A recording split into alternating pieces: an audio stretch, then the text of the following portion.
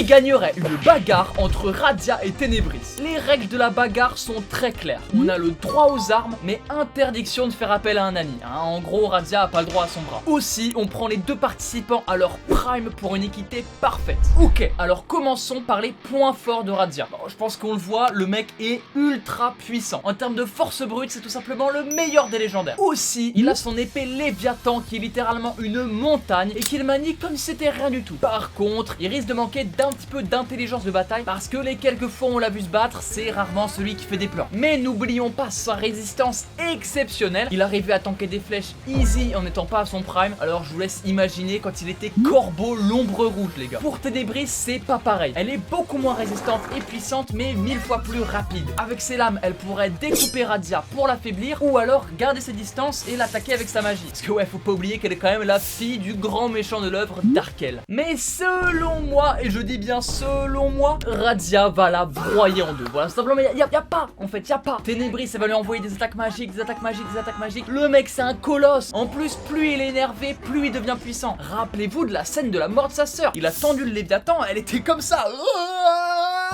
En vrai, ce serait un beau combat. C'est vraiment que Radia, il aurait des galères. Mais au moment où il l'attrape par la cheville, qu'il veut lui faire bah, comme ça sur le sol, bah en fait, ce sera fini. Dis-moi dans les commentaires qui tu penserais voir gagner et abonne-toi pour du contenu régulier sur la BD.